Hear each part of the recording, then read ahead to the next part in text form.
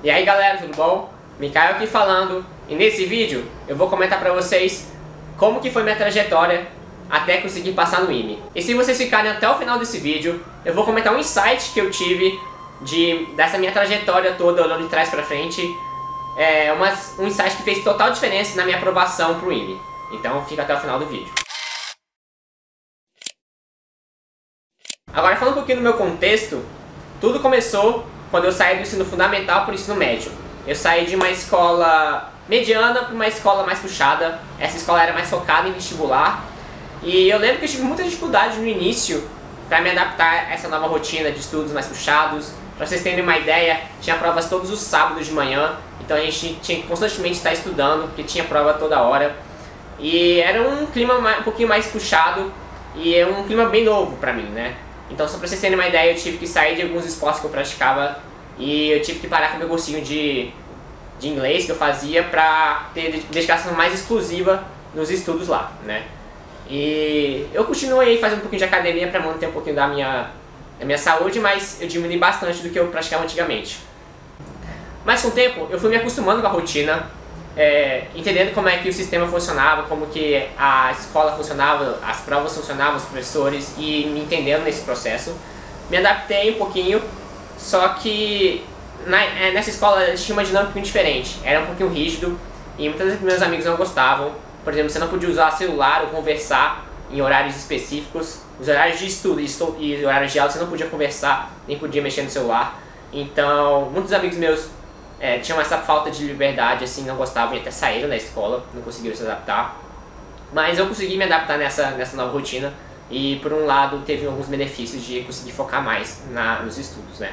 Um outro ponto dessa escola também é que eles tinham aulas de aprofundamento, né? Para quem queria se aprofundar em algumas matérias, eles tinham umas aulas específicas, principalmente de matemática, física e química, que eles chamavam de pré e MITA, que eram para pessoas que se interessavam e queriam fazer aulas extras, né? Então a gente ia à tarde para essas aulas e a turma começava muito bem grande, né? Todo mundo queria participar para ver como é que era. E com o passar do tempo a turma só ia diminuindo. Era até legal no final do ano, onde era tipo eu e o professor praticamente. E era uma aula particular do que eu tinha de dúvidas. Além disso, ele incentivava muito os alunos a fazerem Olimpíadas. Olimpíada de Matemática, Olimpíada de Física e Química. E eu fui participando dessas aulas, eu fui fazendo as provas do dia a dia, fui gostando. Fui vendo que eu conseguia mais e cada vez mais eu fui incentivado a participar desse aprofundamento, né? E foi assim que eu descobri a existência do IME e do ITA, que eram faculdades com maior dificuldade para entrar e eles focavam muito na parte de exatas, né? Nessa escola eles tinham uma estratégia um pouquinho diferente. Em vez de passar o conteúdo do ensino médio em 3 anos, eles passavam em 2 anos e no terceiro ano eles faziam uma revisão para os alunos focados nos vestibulares mais interessados. Então tem vestibular do FUVEST, tinha vestibular pro Enem, e aí eles dividiam as turmas de acordo com o interesse deles. Mas também, para aqueles interessados em MITA, você podia fazer um cursinho em MITA no seu terceiro ano, como um aprimoramento, né? Então eu decidi fazer esse cursinho em MITA, só que tem uma observação, né? Como ainda não me formei, eu tinha que fazer as provas de humanas ou de todas as matérias, mesmo que eu não tinha aula, né? No curso de MITA a gente só tinha aula de matemática, física e química bem aprofundado, só que aos sábados, como eu falei, eu tinha que fazer as provas normais de geografia, de história. E era até interessante, né? Porque a gente não estudava muito, a gente tinha teoricamente aprendido nos anos anteriores, mas no último ano a gente não sabia muito bem. Já tinha esquecido várias coisas e a gente estudava bem de véspera, pegava o caderno dos nossos amigos e estudava para a prova. Era até divertido, a gente via quem ia pior ou melhor nas provas assim, de vez em quando a gente nem estudava. Mas era uma dinâmica bem legal. E como vocês podem ver, essa escola que eu estudava era um ambiente bem rígido, mas que incentivavam bastante os alunos a estudarem, né? Então, tanto estruturalmente, a escola forçando os alunos a estudarem, quanto socialmente, todos os alunos estudando, você não queria ficar vagabundando, então você estudava junto. Então, batia o sinal, era a hora de dar aula ou a hora para começar a estudar, todo mundo ia pro canto e ia estudar.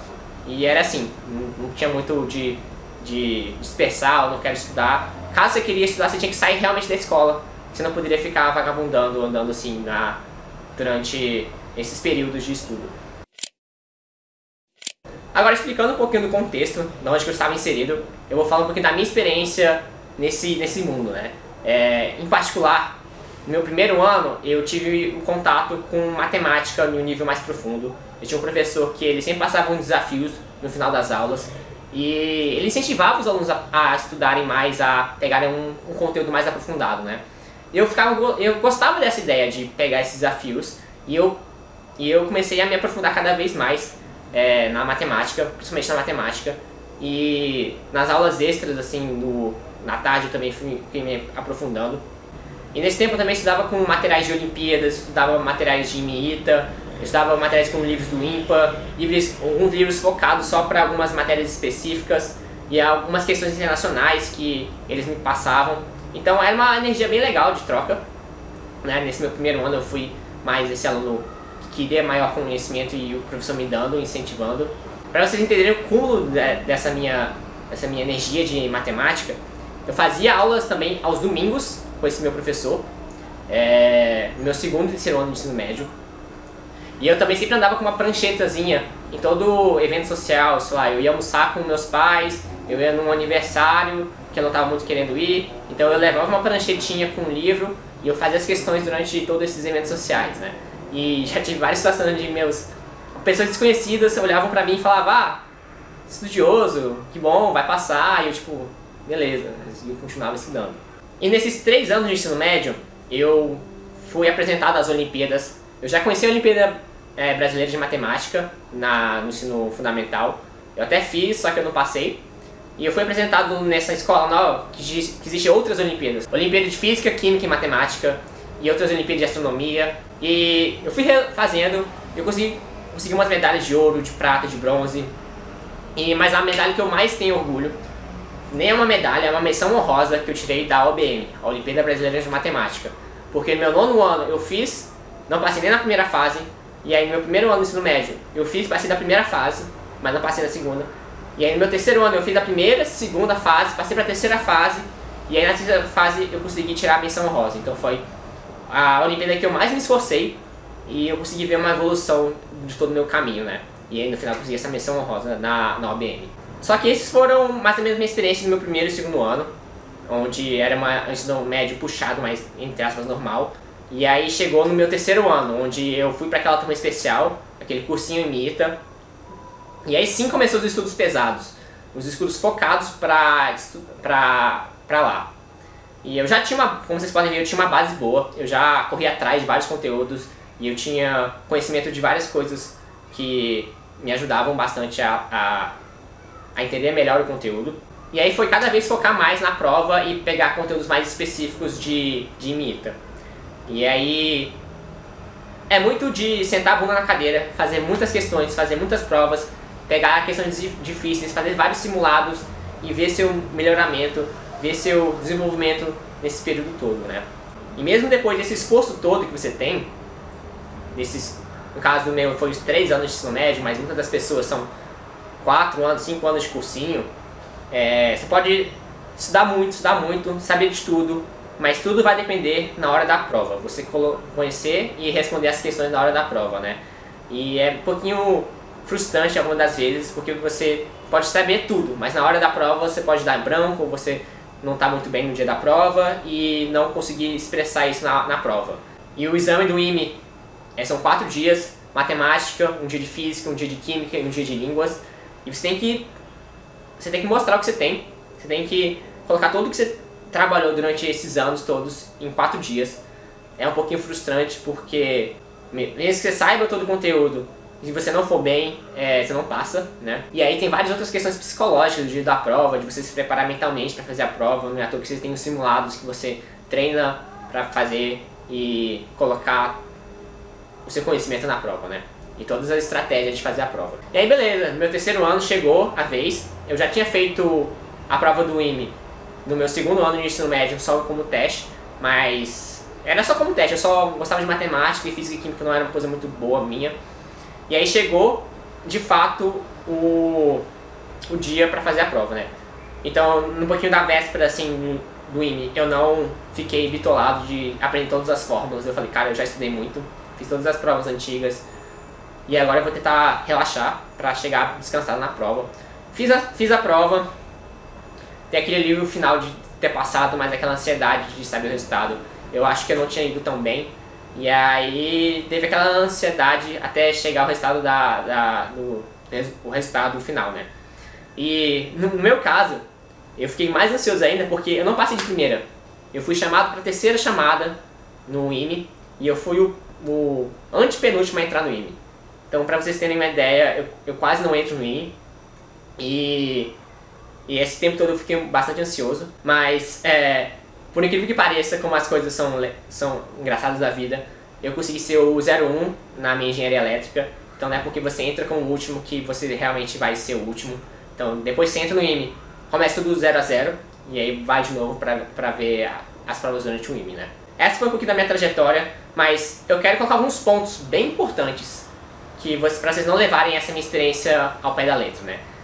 Primeiramente, vocês têm que entender que eu me esforcei muito, mas vocês também têm que entender alguns privilégios que eu tive. De estudar num colégio bom, de ter uma base, um suporte, tanto familiar quanto de amigos e professores que me ajudavam a estudar e a focar. Outro ponto importante é que eu consegui passar pro IME de primeira. Isso, de vez em quando, é um pouquinho difícil. Muitas das pessoas, elas tentam 1, 2, 3 vezes, 4 vezes, e tem gente que até não consegue passar. Então eu não tive essa frustração de ficar vários anos tentando o mesmo vestibular e não conseguindo. Então minha experiência de cursinho, minha experiência de estudos, ela foi uma experiência boa, porque eu consegui estudar e me esforçar e tive um resultado relativamente esperado.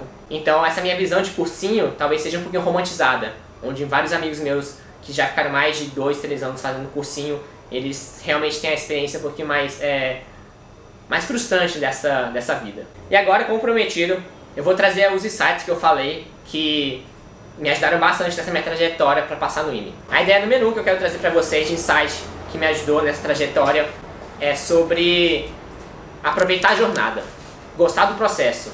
Você vai ficar anos estudando, você vai estudar muito matemática e física e química. Então você tem que gostar de fazer aquilo, você tem que ter um certo prazer de realmente aprender e fazer as questões.